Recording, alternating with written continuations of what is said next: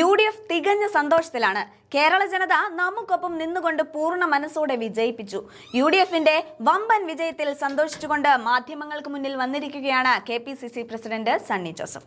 തദ്ദേശ സ്വയംഭരണ സ്ഥാപനങ്ങളിലേക്ക് നടന്ന ഉപതെരഞ്ഞെടുപ്പുകളിൽ UDF നേടിയ മികച്ച വിജയം സംസ്ഥാന രാഷ്ട്രീയത്തിൽ വലിയ ചലനങ്ങളാണ് സൃഷ്ടിക്കുന്നത്. LDFന്റെ സിറ്റിംഗ് സീറ്റുകൾ പിടിച്ചെടുത്തുകൊണ്ടും പരമ്പരാഗത വോട്ടുകൾ ഉറപ്പിച്ചു നിർത്തിയും UDF നടത്തിയ മുന്നേറ്റം വരാനിരിക്കുന്ന വലിയ തെരഞ്ഞെടുപ്പുകൾക്കുള്ള സൂചനയാണ്. ശബരിമല സ്വർണ്ണക്കൊള്ളയും സർക്കാരിനെതിരായ ജനവികാരവും മാത്രമല്ല, UDFന്റെ കൃത്യമായ ആസൂത്രണം ഈ വിജയത്തിന് പിന്നിലുണ്ട്.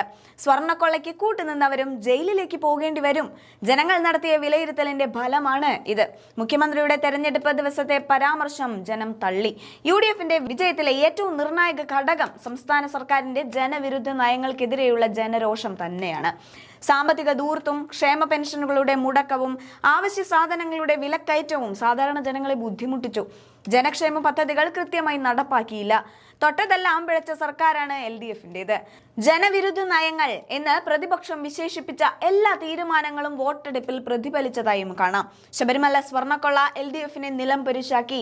CPM നേരിട്ടിടപെട്ട കൊള്ളയും വിശ്വാസി സമൂഹത്തിന്റെ രോഷവും വോട്ടിംഗിൽ പ്രതിഫലിച്ചു.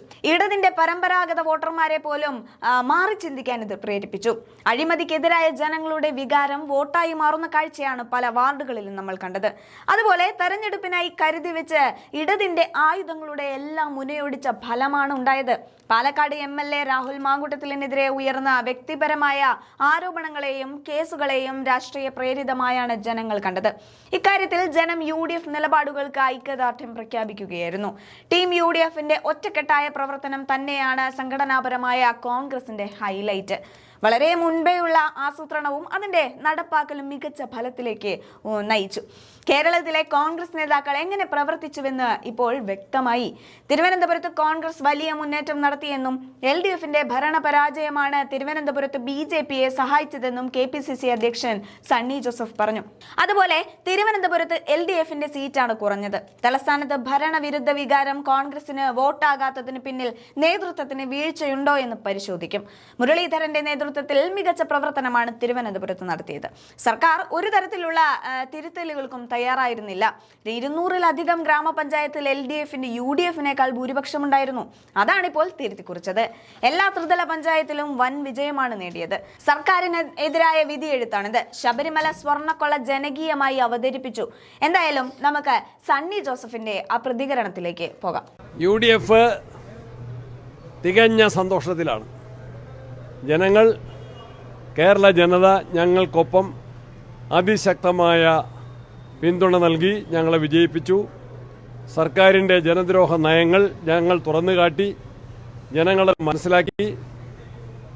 LDFന്റെ കള്ളപ്രചരണങ്ങൾ ജനങ്ങളെ പാടെ തള്ളിക്കളഞ്ഞു. UDF ചരിത്ര വിജയത്തിലേക്ക് കുതിക്കുകയാണ്. കൂട്ടായ പരിശ്രമം, നല്ല മുന്നൊരുക്കം, നല്ല സ്ഥാനാർത്ഥികൾ, കഠിനാധ്വാനം, അതിൻ്റെ എല്ലാം ഫലമാണ് ഇപ്പോൾ വന്നുകൊണ്ടിരിക്കുന്നത്. കൂടുതൽ റിസൾട്ട് വന്ന് വ്യക്തമായ വിശദാംശങ്ങൾ നൽകുന്നതാണ്. തിരുവനന്തപുരത്തെ കാര്യങ്ങൾ കോർപ്പറേഷന്റെ ഡീറ്റെയിൽസ് ഞങ്ങൾ പഠിച്ചുകൊണ്ടിരിക്കുകയാണ്. കോർപ്പറേഷനിലും എല്ലാ സ്ഥലത്തും UDF ശക്തമായിട്ട് മുന്നേറിക്കൊണ്ട് നില മെച്ചപ്പെടുത്തിക്കൊണ്ടിരിക്കുകയാണ്. ഡീറ്റെയിൽ നമുക്ക് ഇല്ല, ഞങ്ങൾ വിശദമായിട്ട് പിന്നെ പറയാൻ ഫലം അനലൈസ് ചെയ്തിട്ട് പറയാം.